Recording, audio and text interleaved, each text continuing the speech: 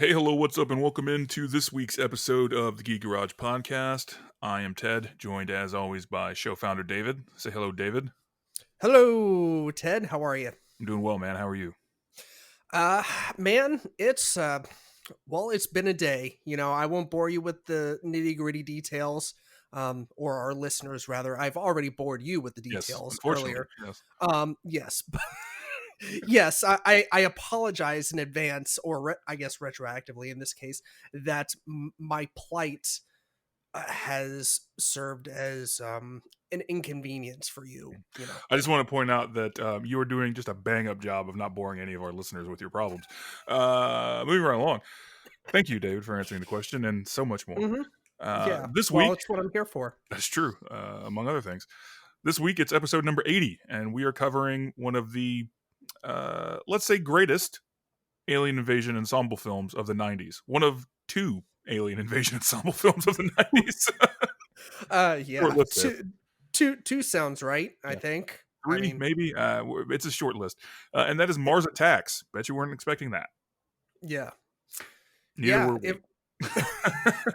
yeah, this movie took very little what do you call it? Like I mean, yes, took little prep time, but as far as deciding that we were going to do an episode on it, like Ted was like, "Well, Mars Attacks is celebrating a birthday in December, so we could talk about Mars Attacks." And I was like, "You know what? I used to watch the shit out of that movie as a kid, so fuck it. Let's do an episode on Mars Attacks." Yeah, it was pretty much one of those, well,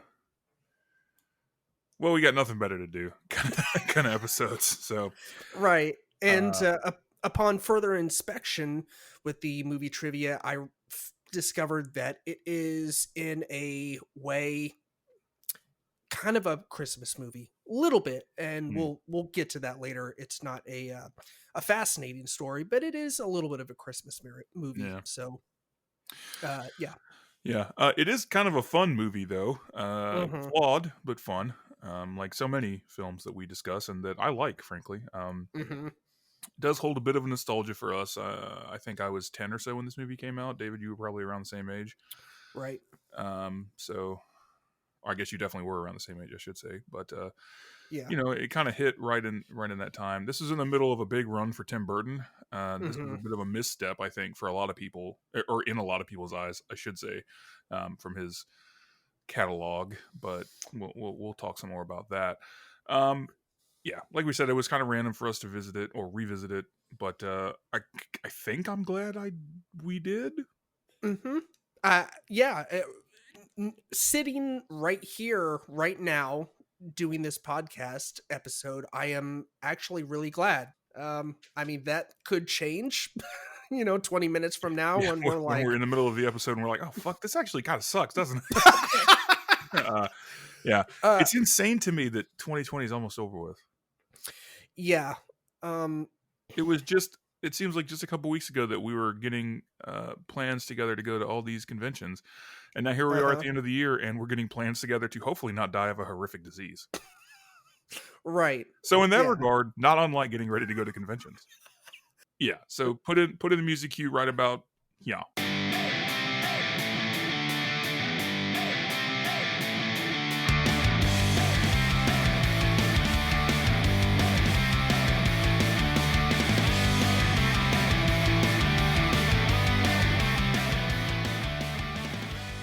So David, we mentioned at the top that this movie has basically everybody in it. It's an ensemble film. Yes, Yeah. i- it's definitely one of those. It would be easier to tell you who's not in it, because it Corey fucking Haim, has. he's not in it. Right. President George W. Bush, he's not in it. That's Barack true. Obama, he's not in it. That's true Uh, also. yes. And that's it. However, Everybody else alive was in yes, the movie. right.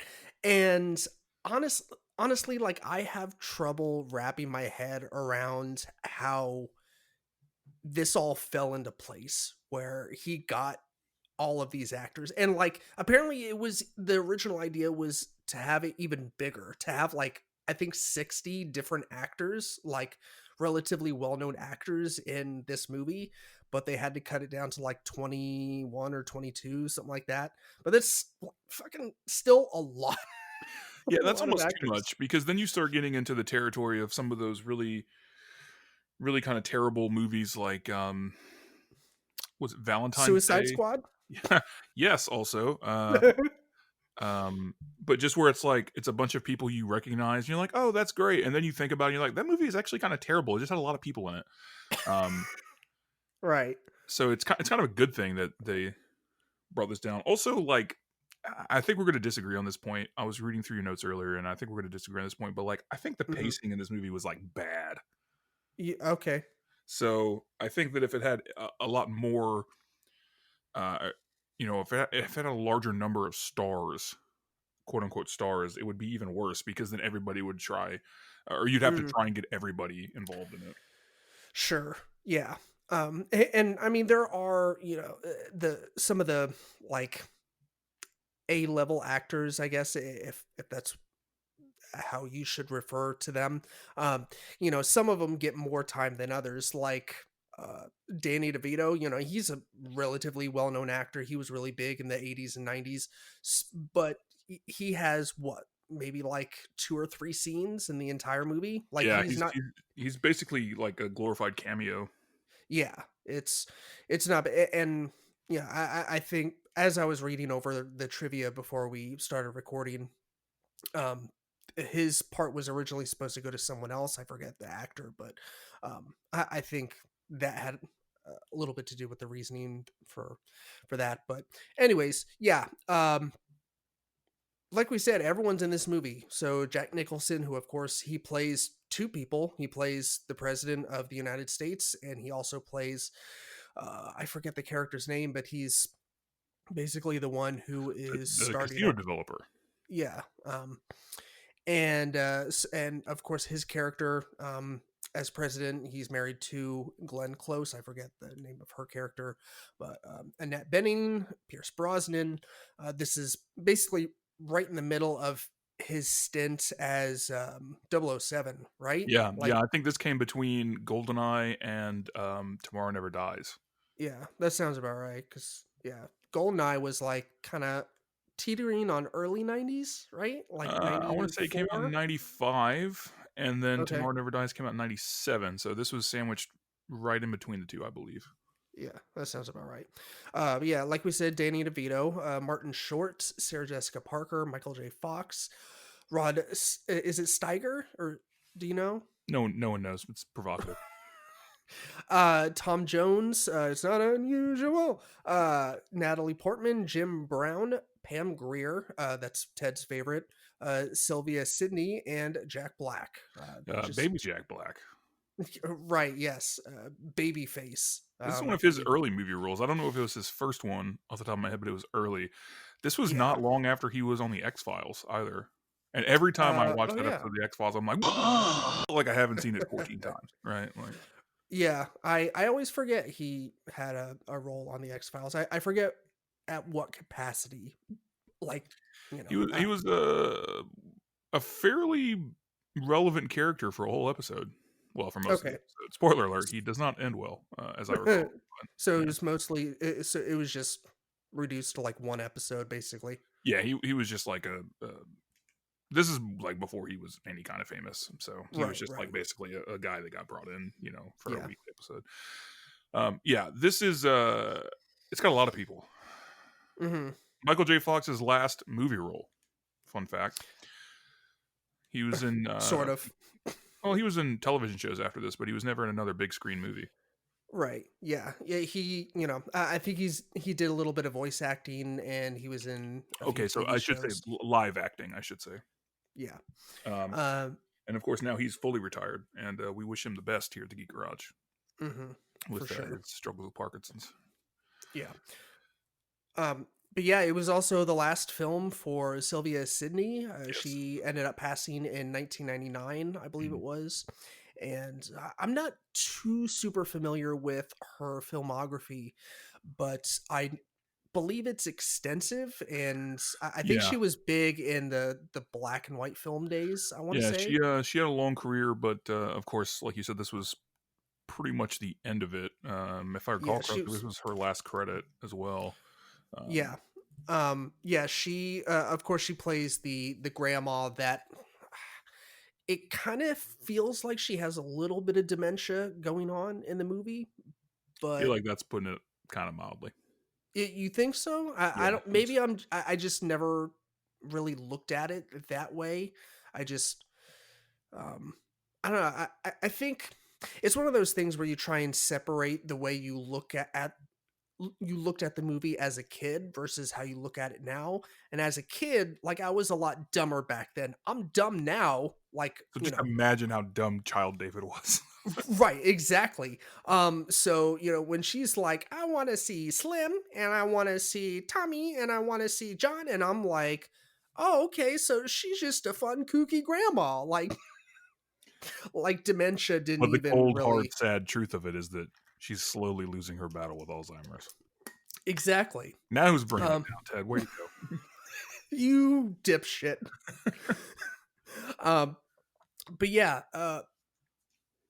so this was just an interesting piece of trivia that I found that I didn't really know of beforehand. But Pam Grier, who played Jackie Brown in Jackie Brown, Mhm. And Coffee Bean. which yes, And basically, coffee. I think that movie came like directly after this, like the year after. It Uh, did. yeah, but Tim Burton basically just gave her the role. Like he initially wanted her to audition for it, but she was like, "My dog is sick. He's like terminally ill, and I don't want to leave him." Um, and so he was like, "Okay," but then he kept on pushing and pushing, I guess, and eventually he was just like, "Well, that's exactly how I want this mother character to act and be portrayed in the film, so I'm just gonna fucking give it to her, and Yeah. if she accepts, then that's cool." And yeah, so she ended up accepting, and I thought, I mean, she didn't have a lot of walking room in this movie, but the few scenes that she was in, like, I thought she killed it. Like the bus scene fucking cracks me up every time. Yeah, Pam Grier's great, and in my opinion, still underrated, Hmm. even with Jackie Brown into consideration. So, Right. that's a cool little story. Also, a little side bit about her and her dog. Yeah. I think my favorite bit of casting trivia about this is Nicholson. They Hmm. originally wanted to get Michael Keaton to play that role, one of those Right. roles, and of course, Michael Keaton and Jack Nicholson have worked together with director Tim Burton on Batman. Um, and Keaton had to pull out for scheduling, I think it was. So they're just like, fuck it. And the studio and everybody told Burton repeatedly, like, you cannot kill off Jack Nicholson's character. It's Jack Nicholson, blah, blah, blah. And Tim Burton was like, okay, cool. I'm going to cast him in two roles and he's going to die in both of them. So suck a dick. That's one of my favorite, like, bits of casting trivia ever. Just he's like, I'm going to cast Jack Nicholson twice and kill him twice and fuck you for asking. And apparently Jack Nicholson didn't have too much of an issue with it because he ended up doing the movie Yeah, with two characters. he said he loved working with Burton on Batman and just jumped at the chance to do it again for this one. Yeah, he didn't even like, apparently he didn't even read the script. He was just like, fuck it. Like, I had a lot of fun with Batman. Let's do it Well, again. okay. Right. Um and then sorry, we're you gonna say something else? I was gonna say I think my favorite person in this movie though is Pierce Brosnan. I love it when Brosnan plays these off type characters, and he Mhm. does he has fairly often throughout his career, because he's just so fucking handsome and suave. Like he was the perfect casting for Right. Bond in the '90s, right? Yeah. And that's pretty much what he's remembered as, just like this handsome, suave, amazing, debonair motherfucker that all the men in the world are like, fuck you, Pierce Brosnan. You're the best. Why are you the best? Yeah, and he basically he plays like the science version of James Bond, or the He's scientist version. so fucking good in this movie. That's why I love when he plays these off-type comedy characters because he's so funny. Yeah, His yeah, comedic timing is amazing. I know. Basically all his I just want him and Sarah Jessica Parker to, like, reunite and do, like, a movie of some sort. Like, I don't even really give a shit what it is, but, like, their chemistry, their back and forth was, like, hilarious, like That's you great. said. He has what is one of my favorite line readings in any movie ever, where after they've attacked, the Martians have basically destroyed the U.S. Army Mhm. at the first meeting. He just is like, "Ladies and gentlemen, this could be a cultural misunderstanding," and it's just so funny the way it's just like you just watch this utter decimation, and he's like, "Maybe this was not." Right, like, he If you haven't seen this movie, try and look that up at least on YouTube if you don't want to watch the whole film because that line is so fucking good. yeah. I mean, because up until that point, like, he he especially was throwing out all kinds of reasons why the aliens wouldn't come to Earth to hurt everyone. Like, he was citing, like, their advanced technology, which I don't even really understand, like, how you deduce that from, like, they have advanced tech, so obviously they're not going to come to kill us. Like, how the fuck did you put that together? Well, it's kind of like um to advance to that level where you're traveling through the stars, you would so it's sort of like a human centric view of the universe and universal history where the thinking is if you have gotten that far along the quote unquote technological timeline to where you have developed the ability to travel interplanetary Mm, or interplanetarily, I guess, um, you would have by necessity made it through any potential extinction level weapon epics, right? mm. So like whereas our timeline goes and we have the atomic bomb, the aliens were like, "Nah, we're going to go to fucking Mars, bitch." And that's well, I guess they're from Mars, so they're like, "We're going to go to Earth, bitch," or whatever. So, Yeah. yeah, that's basically Yeah. the thinking there. Okay. Well, yeah, that makes sense. But yeah, either way, when he's like when they're on the ship and they're basically just heads, he's like a head on, something like a crane of some sort, and she is effectively Chihuahua. on her dog. Um, They swap you their know, heads. That's so why? because reasons, because Tim Burton, that's why. Yep, that's Uh, you know what? Good enough. and he's like, you make me feel like a schoolboy. I'm just like, what the fuck? Yeah. Like, this is like James Bond if he wasn't, like, smooth as fuck. Like, if he didn't really know how to talk to women. Right. It's like James Bond minus charisma is basically Right. Like, so it's kind of like the looks of James Bond, but the social skills of Q. Oh,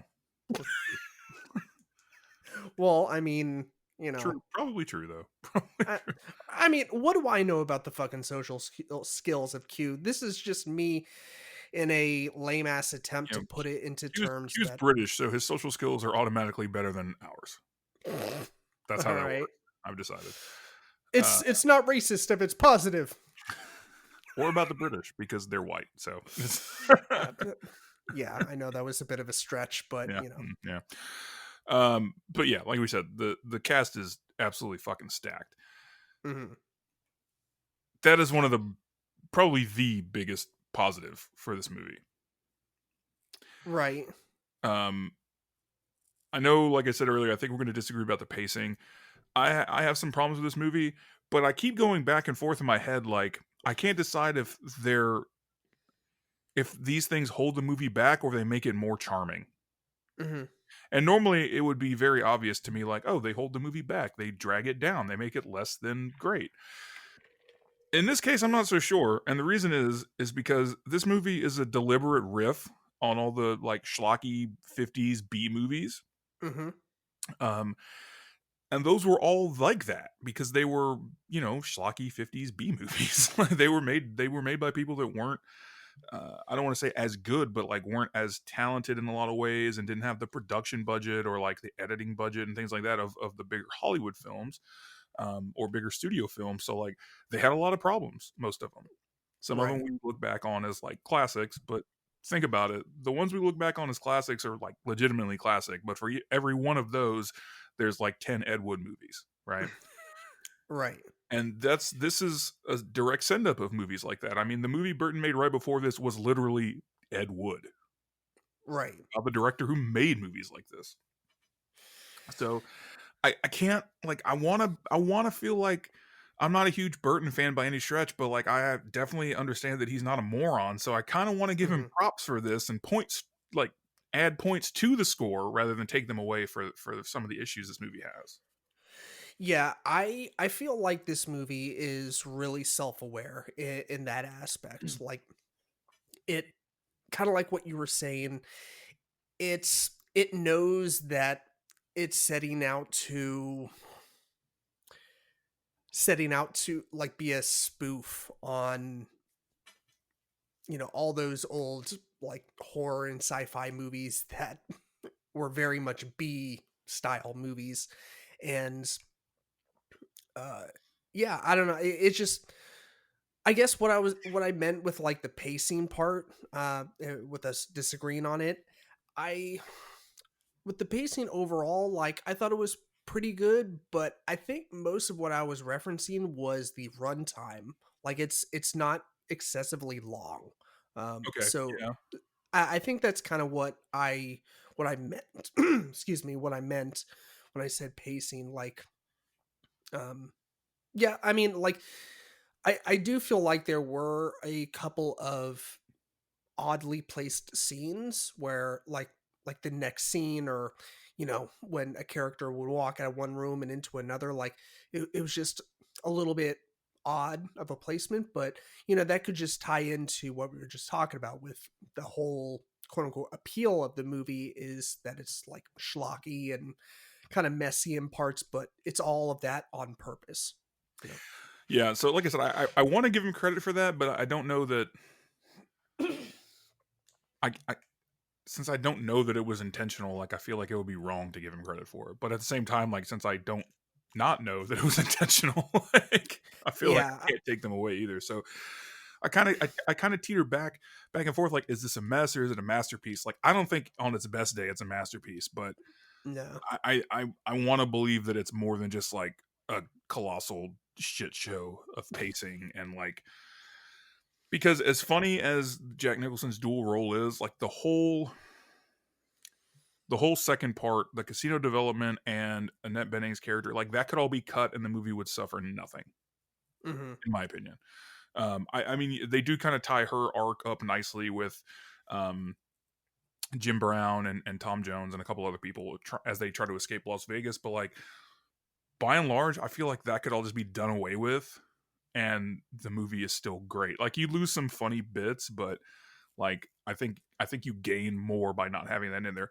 But again, like, that's something that a lot of schlocky B movies have, is like a weird B or C plot that doesn't add anything, but is there because reasons. Yeah. So now we're just falling back to our old familiar patterns of, is this garbage or is this genius? I feel like it's Um kind of both. it can, right, can it be both? Like, I Yeah. mean, that's what I feel like I'm asking this, like in a can I have this for Christmas kind of way, like can it be both, please? Um It's like, like her whole thing at the what is it, the Alcoholics Anonymous meeting. I was like, when I revisited this the other day, I was like, okay, like, I mean, it explains why she was upset, and she at the casino bar when her and Jack Nicholson part two were hanging out, and she's like, I can't believe you're drinking around me, or whatever she says, and you know, we see her at a AA meeting, and of course it kind of explains that, but like, is this just a scene to give her more scenes, I guess? But it's like you it's know, like character development for a character that like doesn't need it, need to be in the movie. I don't right? know. Yeah, Um, but it's sort of the reverse of that is like there are so many great nods and like homages to other classic films, both in the sense of like truly classic films. Like, I think the most obvious nod is probably to Doctor Strangelove, but like even to other like 50s B movies, there's nods, and Hmm. it's just like I said, Tim Burton's no dummy, so he I think he knows what he's doing, or I think he knew what he was doing, but at the same time, it's like it's so it's walking a fine line, man. It's walking a Hmm. fine line. Yeah. Maybe it just feels off because it doesn't have Johnny Depp in it. Maybe Yeah, that's it. I mean, Or Helena Bonham Carter, well, yeah. who I mean, basically have been in every single uh, Tim Burton movie since the dawn of time, with the exception of this and like one other. Batman, um, that But might be a whole list. yeah. Yeah. But yeah, earlier in, I guess it might have been in the intro. Yeah, it was in the intro when I mentioned that this was or is kind of sort of a Christmas movie. So what I meant by that was like, so when the Martians vaporize the humans, their skeletons are the only thing that remains, and they're either green or red. Uh, I didn't pick up on this as a kid or even now, but I as a kid I was like, oh, okay, well, I noticed that the green skeletons, they were shot with the green ray gun or whatever you want to call it, and then the red skeletons were shot by the red ray gun. But apparently they're green and red because this movie was originally supposed to debut on Christmas Day back in 1996. So Yeah, that's a cool little, very Burton-esque nod to mhm. Christmas. Yeah, it's like Merry Christmas, people. Have an alien invasion. Yeah. Um, the funny thing about the weapons is that like the vaporizing is scary and probably a pretty good way to go, but like they were originally going to be much more gruesome. Oh yeah, I really wish that they would have went with that. Well, they wanted to get that PG-13 rating, and it's Hmm. probably good they did because this movie made about $4 total. So Right, and that was back when like movie tickets were $8. yeah, So so, yeah, it wasn't a flop outright because it made money. It just didn't make a lot of money, so it was very disappointing. They thought they were going to make a good amount of money. I think this movie cost like $60 or $70 million to make, which probably, looking at the cast, is about right. Um, yeah, it just and then all went to the cast. I think another 20 million for marketing, and then the movie made like $110 million worldwide. So they were like, Mhm. okay, let's get to the black right now, and then the movie was out of theaters, and they were like, whoo, Right, just under the wire. yeah, But yeah, like I'm glad you touched on the you know the R rating for the first draft of the script where the deaths were a little bit more gruesome. Yeah, like people were supposedly like having holes blown through their chest and like limbs were blown off and they were bisected. I read that and I was like, holy shit, like I want to see see this I cut. kind of want to see it too.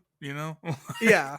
Like I I don't know, it's just I feel like the interest level overall would just go up. Um I wonder if he would still try and push for an R rating today. Director's cut, Or yeah, rated or director's cut of Mars Attacks. the never before seen version not in theaters. The version you've never seen before. Yeah. The So one of the things about this movie that is really strange to me, as I do a very jarring cut, um, it's CG. Right. Well, the Martians are CG, which is that's not that strange in and of itself. It's funny to me that they look basically like Toy Story characters. Mhm. That like it's that level CG where it's like it's really good for the time, but like it's really kind of jarring because it's this fully realized like real world, and then you have these basically like Toy Story looking creatures walking around. But Yeah.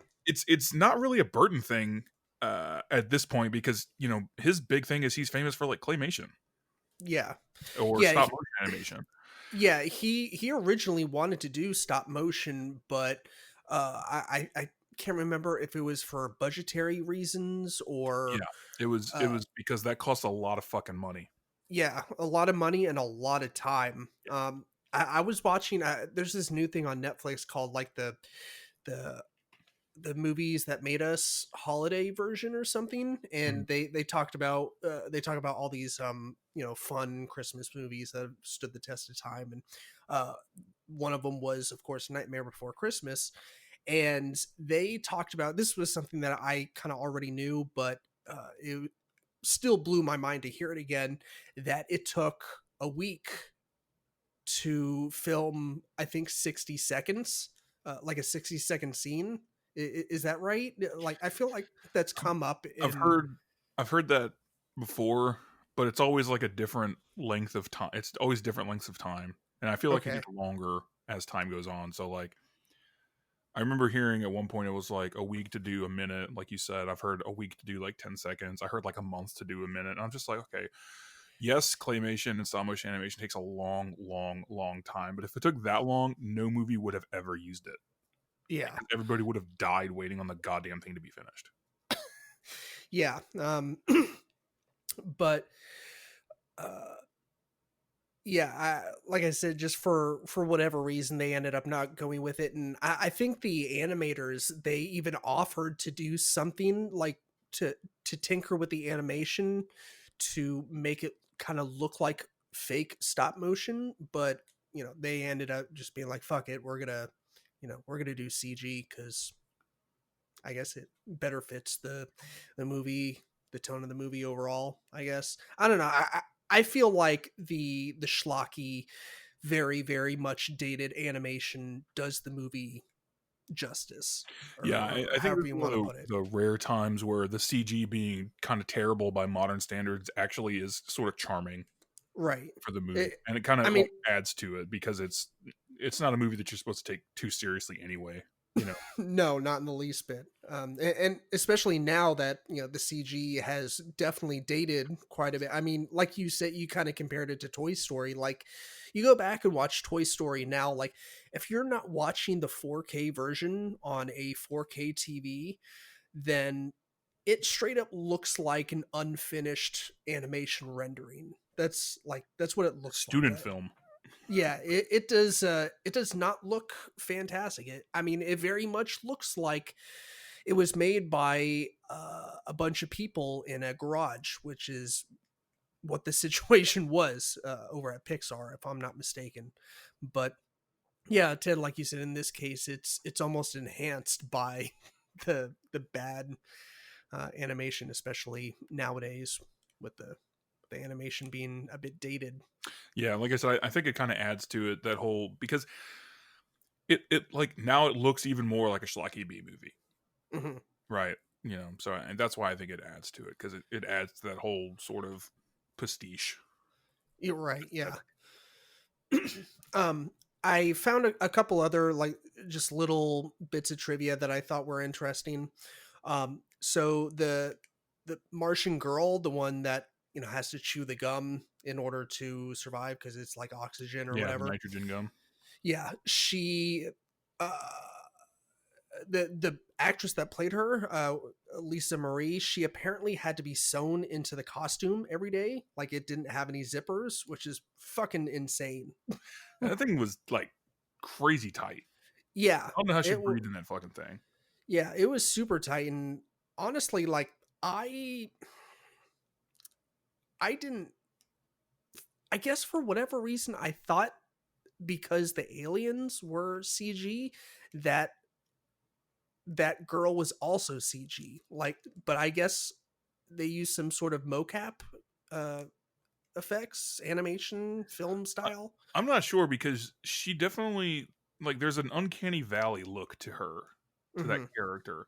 So I don't know if it's like CG or just like sneaky filming techniques or what, but like you see her walking with Martin Short, even before they're walking, but just when he pulls up and he sees her, and you're like, hmm, something's off about, like, just the way she, like I said, that kind of uncanny valley, like it looks like a person, but you can kind of tell it's not, Yeah. even though like Um that she was. I mean, obviously Lisa Marie is a human being, but like, Mm-hmm. there's just something off about the way that it looks on film. I don't know. It's kind of hard to explain, but I feel like if you've seen the movie, you kind of know what we're talking about. Yeah, I also feel like it was maybe a little bit of an homage to, I forget the actress that played, it's just the girl from Plan 9 from Outer Space that had just that crazy accentuated hourglass figure. You know what I'm Right. talking about? With very busty, Yeah. super thin waistline, and then, hips that were meant to bear quadruplets, basically. Her measurements Like, were 34 4 34. That's right. not healthy. That's not safe Yeah. at all. Yeah. So I don't know. That's just something that I kind of randomly thought of just now. Like I'm wondering if that was maybe done on purpose for, to maybe Yeah, pay I mean, homage I or feel like head nod. they definitely played up like the shtick with that Right. one. Yeah. Um Also the ack ack, the Martian it's the dialogue. yes, it's the only word that the Martians say. Um like the writers, they weren't sure what the Martians should sound like, so when they were writing it they literally just wrote like the word ack ack a bunch of times, and they're just like, fuck it, that's good enough. Good enough. And that's one of those things that like it sounds so dumb, you and I just talking about it, but it works so well somehow. Yeah. The different pronunciations of it and the way that it's enunciated, like it's a three-letter, not even a word. It's like onomatopoeia almost, but they're just like Hmm. "Ack, ack, ack, ack, ack," and it sounds like these angry ducks almost. Right. And I don't know why that's so funny because you're like, that's dumb, but it's so fucking funny. One of my favorite scenes in this whole movie is when they send up the tape or whatever to the Martians, and they're like, "We think this is all a misunderstanding, and we welcome you back." And the Martian is like, "Ack, ack, ack," and then they high five. I don't know why that's so fucking funny to me, but just like Martians that sound like pissed off Aflac ducks high fiving work Right. somehow. Yeah. No, I don't think I saw this movie in theaters. I caught it on, it was probably VHS because I'm fucking old. Uh, but I want to say that I saw it like maybe for the first time, like with my cousins that I would usually visit with. In New York during the summers, and so we watched this movie like incessantly, and we would just run around the house like screaming ack ack at the top of my lungs. And I think back and like, like I bet my parents and their parents wanted to just slam our heads into the fucking wall, just like shut the fuck up. Yeah, but that's a normal parent emotion, so I don't think the ack ack added anything to it really. Sure, why not? uh we'll go with that. Um, but no, I thought it was funny. That and like I think my favorite line of dialogue in this entire movie is Jack Black getting the courage to, go do the thing, and he grabs a rifle and just runs, and he's like, "Die, you alien shithead!" Yeah, And then the clip falls out or whatever, the and he's magazine. like, yeah, and he's like, I surrender." That was so fun. I will say, despite the pacing being messed up with his inclusion, his side Hmm. story was fucking golden. Yeah, yeah, it was pretty good. Because Yeah. all I could think the entire time I'm watching this is like, this is so true to life. Yeah. Yeah, His just the whole, like, rednecks, would hillbillies one living in million a percent trailer. fight the fucking Martians. 1,000%. Having grown up Right. in the South, I can promise you, listeners who are not from here, that is a real thing. Very much so. Yeah. Like, just saying, like, "No Martians better come around here, Imma kick their butts." And And like his mother in that movie, where she's like, uh-huh. I'll tell you one thing, they ain't getting the goddamn TV as she cocked a shotgun. I was just like, yes, that is exactly how that would happen. Right. And, like, she had another great line that was also another favorite when, growing up watching this movie, is when he comes home from the donut shop and he's like, "Hey, I got donuts from work." And she's like, "How old are they?" And he's like, Fresh Baked Monday. He's like, oh, that was 6 days ago. All right, well, give me a couple. Yeah. There's a lot of great like delivery or lines and deliveries in this movie. We talked about those, and of course I mentioned the Pierce Brosnan one earlier, which for me is Hmm. one of the best line readings ever. But Jack Nicholson's got a great one in this too, where they've convened in what is basically the Doctor Strangelove war room. Right. And he's like, I want the people to know that 2 out of the 3 branches of the government are still working for them, and that ain't I bad. bet. That fucking kills me every time. Yeah, it's so good. And we haven't talked about Natalie Portman yet, except for mentioning that she was in the cast list. But I thought that she did a pretty good job in this movie. You know, she was relatively young, I think, when this movie was filmed.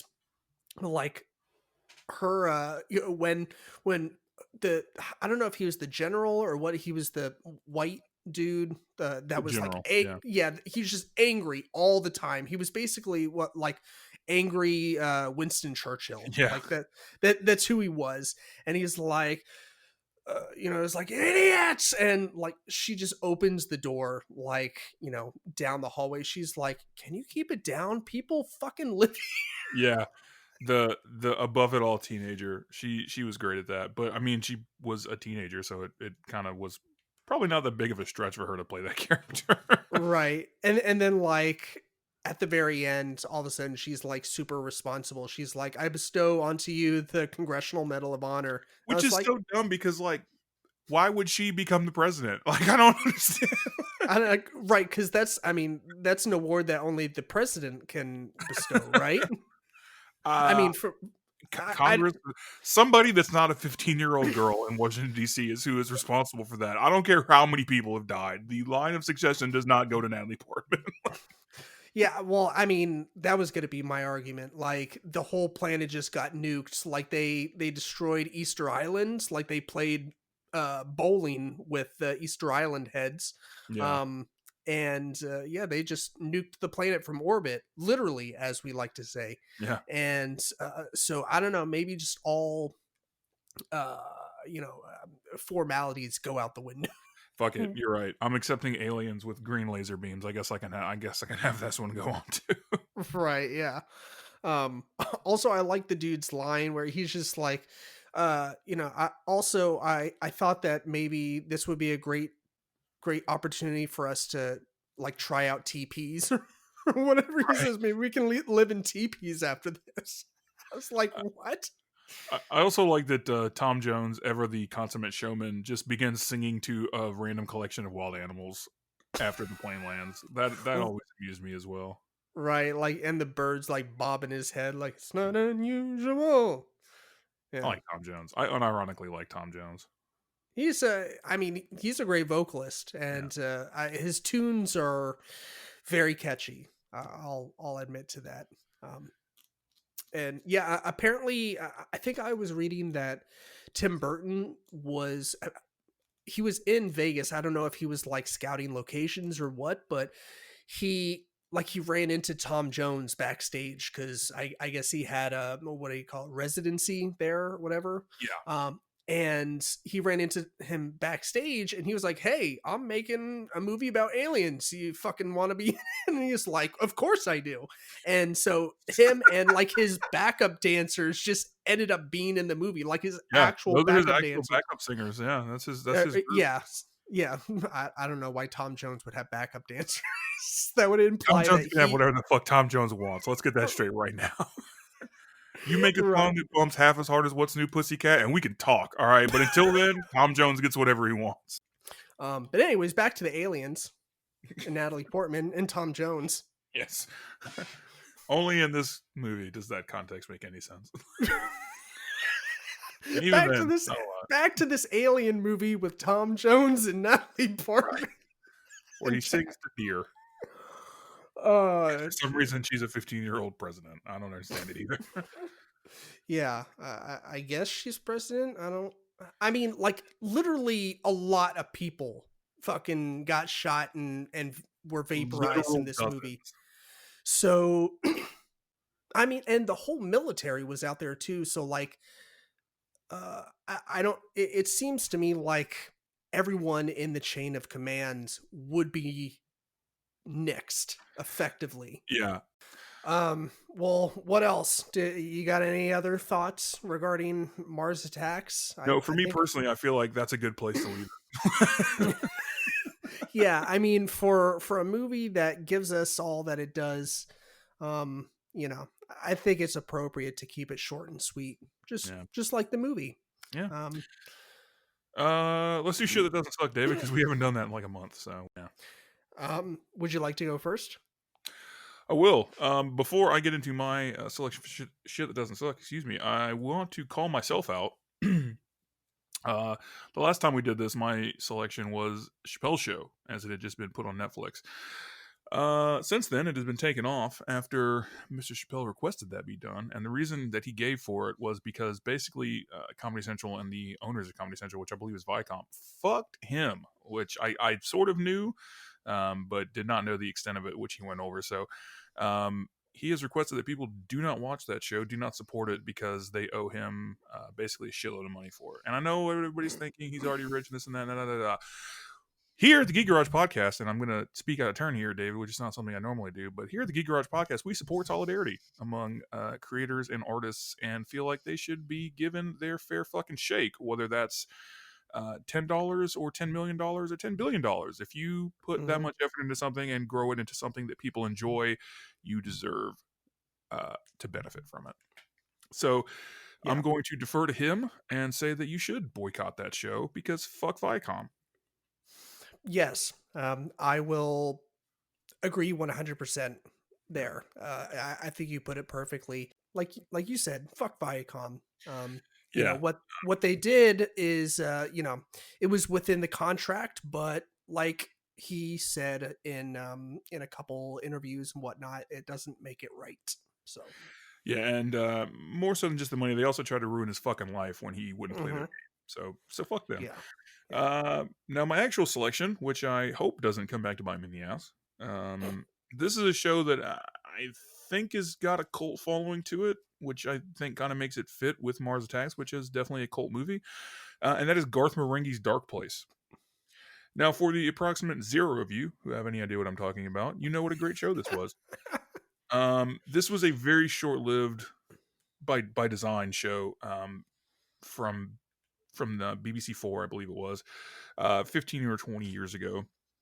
It's basically a mockumentary slash satire of like horror and sci-fi tropes, where an author, Garth Marenghi, who is kind of loosely based off of like Stephen King and Dean Koontz, except if they were like the worst douchebags on the planet, talks about how he was to create a TV show that was like too transgressive basically for its time in the 1980s. So they were just showing it for the first time in the early 2000s.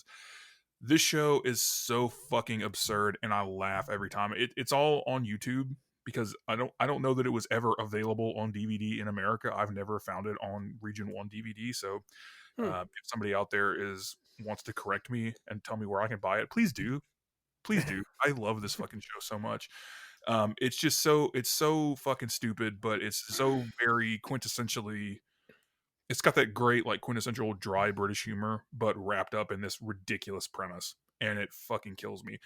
And for those of you that are into some British shows, there's some people in this with cameos or supporting characters that you'll probably recognize. 6 episodes, they're all available on YouTube, probably legally, but definitely. You didn't hear that from me, but check it out, Garth Marenghi's Dark Place. So it's really only 6 episodes? Yeah, yeah, Wow. yeah. Like, Like I and said, I that's the think it was whole supposed thing? to be a limited series to begin with. Okay. Interesting. Yeah, I'll have to check it out then. How long are the episodes? Do you remember? Um, they're like standard sitcom length, so I think they were written to be 30 with commercials. So on YouTube, Hmm. they're like 22, 24. Okay. Cool. Yeah, I mean, British humor is something that I just did not get when I was like younger, in my formative years, like, high school age, middle school age, but like now I fucking love it. Like it's kind of like my bread and butter when it comes to just baseline humor and what I really think is funny. So, but yeah, for my Shit, that doesn't suck. I actually have two, if you don't mind. I originally just had one, but I have a second that is a bit topical to our movie, to Mars Attacks. So the first is Dark Skies, and I think this was actually recommended to me back in October when I was doing the 31 Days of Horror thing. And I just never got around to it because I was recommended like a billion horror movies that I had never seen. And I finally got around to watching it a couple nights ago. And while it is not a great alien invasion movie, it's it's definitely an interesting and I'll say good. It's like I said, it's not great, but it's good. I feel like it apes signs a little too much. Although it doesn't really have like that classic M Night Shyamalan ding dong twist towards the end. So in that right, it doesn't ape on it too hard, but it's still has that feeling of maybe just the way the aliens were designed and um, the suspense element and how the suspense is built. But yeah, it's definitely recommend it if you're like super into aliens and want to watch like alien shit. So there's that. And then another horror movie that I finally got around to watching because they just stuck it on HBO Max is Misery. And Ted, I know this has been one that's come up between you and I on the podcast at least a few times. Um, didn't you list Annie Wilkes as like one of your villains or something like that? Yes, I did. Okay. Um, I like I said, I could have sworn that this movie and her character has come up on the podcast at least once or twice, and yeah, but yeah, this movie was fucking crazy. Yeah, I very, very fucking crazy. Great movie though. yeah, I loved it honestly. Like it was suspenseful, but in such a different way. I mean, definitely in a Stephen King kind of sense, but um, yeah, I think hands down my well, I don't know if it's my favorite part of the movie, but it is definitely the craziest shit I've ever seen. Well, not the okay, it's some crazy shit when she whacks his fucking foot and She ankle with the hobbled. sledgehammer. Yep. Yeah, I like so that was kind of sort of spoiled for me. I mean, to be fair, the Three Kings episode of Family Guy initially spoiled like Misery for me, because they fit three Stephen King book to movie adaptations in that one 22-minute episode. Uh, but yeah, I didn't know until like you talked about it on the podcast that that's what goes down. But I didn't realize that how it was filmed, Oh, it goes there. what they showed, Yeah. what they didn't show. But yeah, like you see, like it looks so fucking real, and I was like, holy shit! Like Yeah. Eh, the way his foot looks after she hits it mangled. out. Yeah, I was like, oh my god!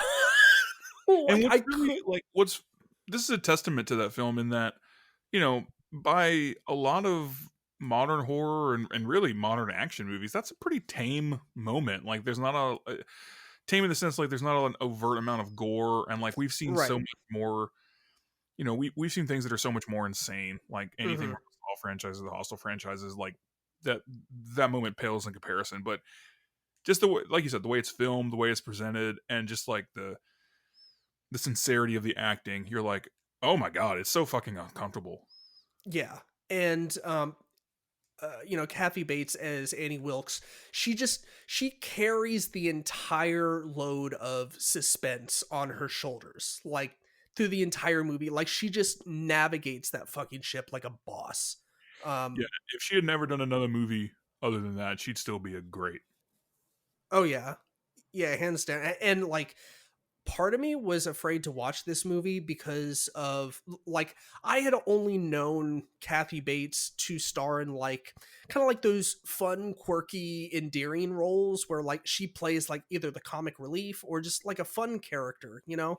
I didn't I was up until this point I was kind of okay with not knowing the side of her as like this fucking crazy, you know, psychopath who like I don't know, mercy killed is the right word, but like mercy killed people at the hospital and, you know, was in prison for it and then lives all alone in a fucking snowy mountainside. But yeah, um, I loved it, you know, and I was glad I finally got around to watching it. So yeah, Misery is my second one. So Well, since you picked two, I'm going to cheat and pick two.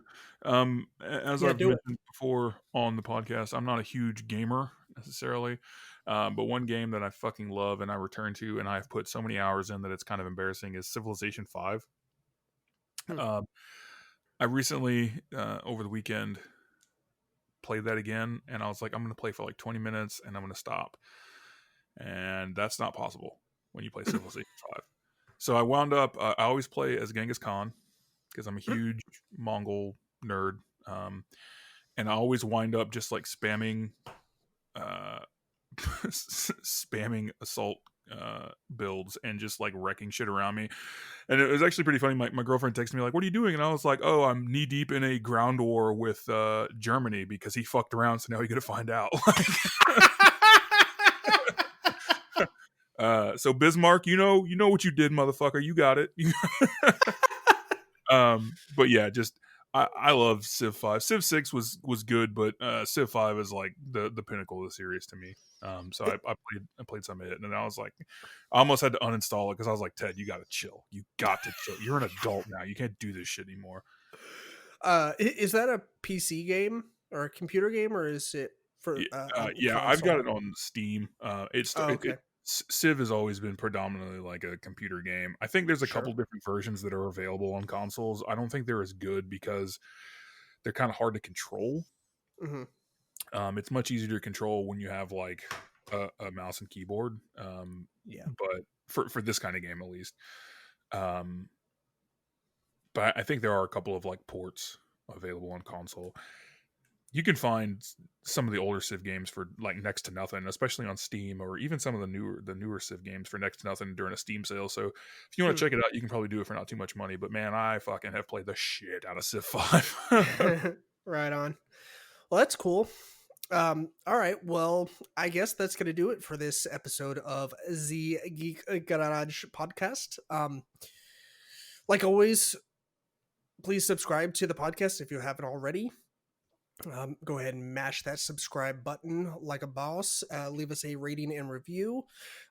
We greatly appreciate 1 or 5 stars. None of this middle of the Middle road ground bullshit. friend bullshit. You commit, goddammit. Yep, you do it. Do the thing. And if you want to leave a 1 star, at least make it funny. You know. Make it worth our time. Yeah. Anyways, thank you so much for tuning in. If you made it this far, congratulations, and I'm sorry. And as always, be kind, stay geeky, and eat lots of cheesecake. Bye. Peace.